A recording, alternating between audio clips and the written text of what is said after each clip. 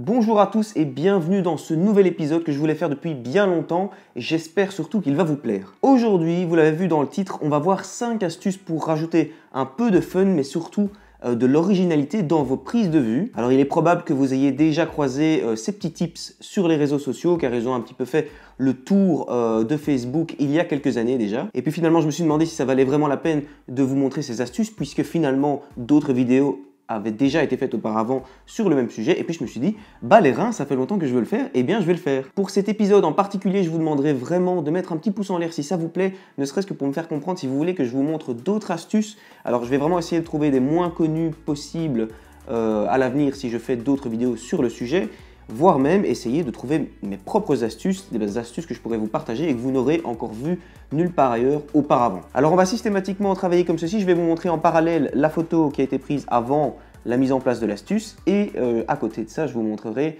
la photo prise avec l'astuce que je vous apprends et juste après je vous montrerai concrètement comment faire la même chose de votre côté et puis je vous remontrerai une dernière fois la différence entre les deux photos, entre les deux clichés, et puis on passera à l'astuce suivante. Alors commençons directement avec ces deux premières photos. Dans le second cliché, on peut vraiment remarquer la présence de plusieurs couleurs ajoutées. Donc on voit du vert, on voit du rouge, on voit du bleu en particulier. Un peu comme si nous avions utilisé finalement un filtre Instagram stylisé. Et bien voici donc comment obtenir ce résultat. Alors dans mon cas, j'utilise une focale de 35 mm. Découpez 3 bandes de scotch transparent que vous allez disposer en triangle devant la lentille frontale de votre objectif. Colorez chacune des bandes avec une couleur différente grâce à un marqueur indélébile. Pensez à bien laisser le centre de votre optique libre, sans scotch devant, tout simplement pour que votre photo, votre sujet reste bien net. Et finalement, prenez votre cliché.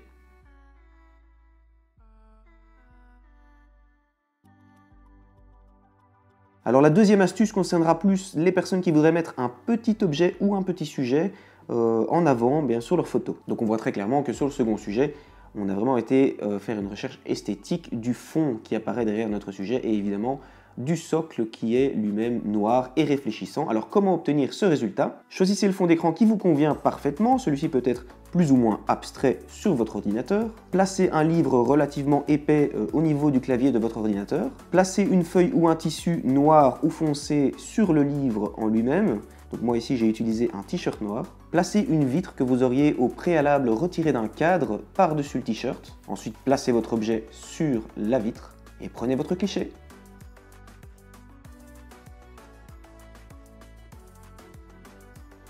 Alors le prochain petit tip, c'est bien concerne a priori aussi des petits objets, en tout cas dans mon cas. Après, on pourrait envisager de le faire à plus grande échelle et peut-être même d'utiliser un modèle humain. Mais ici, je vais utiliser un objet, ce sera beaucoup plus simple pour l'exemple. Donc voilà, de nouveau, on est dans une recherche esthétique pure. Évidemment, si vous voulez faire une photo pour vendre un objet, ce ne sera peut-être pas le moyen idéal de le mettre en avant, mais en tout cas, si vous voulez mettre un objet un petit peu en avant d'une manière originale, un petit peu différente, eh bien c'est une très bonne solution. Donc on dirait vraiment que l'objet est pris dans la glace. En tout cas, c'est l'effet escompté. Alors pour cela, placez 2 voire 4 éléments de même hauteur de part et d'autre de votre objet. Positionnez la vitre d'un cadre par-dessus. Ajoutez soit des gouttelettes d'eau grâce à un pchit-pchit, comme on dit par chez nous, sur la vitre, ou alors des glaçons comme ici. Prenez votre cliché en faisant la mise au point soit sur la surface de la vitre en elle-même, ou alors sur le sujet.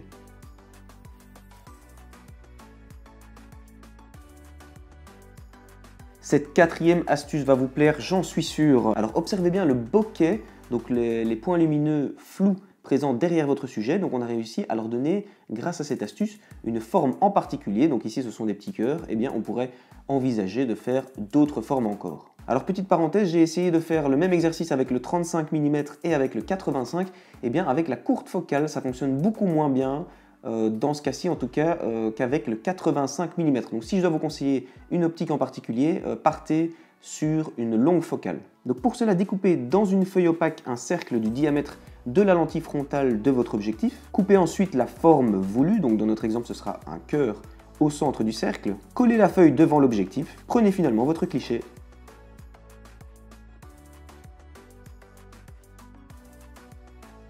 Et finalement, dans cette 5e astuce, eh bien, on va essayer de recréer, comme dans le premier exemple, une sorte de flair, une sorte de voile présent devant notre sujet qui va lui donner une esthétique un petit peu particulière.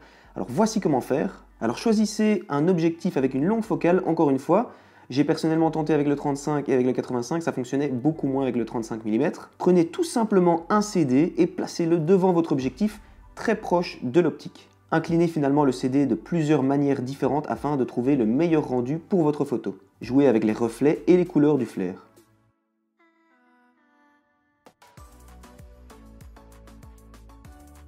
Alors j'espère sincèrement que cette vidéo vous aura plu. Franchement, j'ai pris beaucoup de plaisir à la tourner, donc si ça vous plaît, n'hésitez pas à me le montrer, que ce soit avec un commentaire ou avec un petit pouce bleu. Je me ferai un grand plaisir de vous montrer d'autres astuces et j'espère vraiment pouvoir en trouver par moi-même afin de vous présenter quelque chose mais que vous n'aurez pas encore vu au préalable. Alors évidemment, c'est très sympa de rendre vos photos originales grâce à ce genre d'astuces. Il est évident que pour avoir le meilleur rendu possible, il faudrait d'abord a priori que votre cadrage et votre composition soient déjà réussis de prime abord évidemment. Alors pour cela, je vous ai glissé en description un petit PDF à télécharger qui reprend donc 10 étapes simples. Vous n'avez pas besoin de connaissances particulières en photo ni de matériel professionnel afin d'améliorer déjà le rendu de vos photos. Ce guide est totalement offert, donc franchement n'hésitez pas un instant, vous le retrouverez donc dans la première ligne de la description. Je vous glisse par ailleurs un petit lien qui vous renverra sur un article de blog que j'ai écrit et qui reprend tout simplement toutes les étapes qu'on a vues ici ensemble.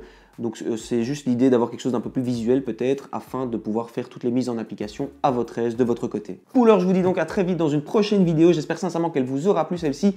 N'hésitez pas, je vous le redis encore, un petit pouce bleu, éventuellement même carrément un abonnement. Alors là vraiment on est sur du haut level, ok. Et bien voilà, je vous dis à très vite, bien à vous, salut.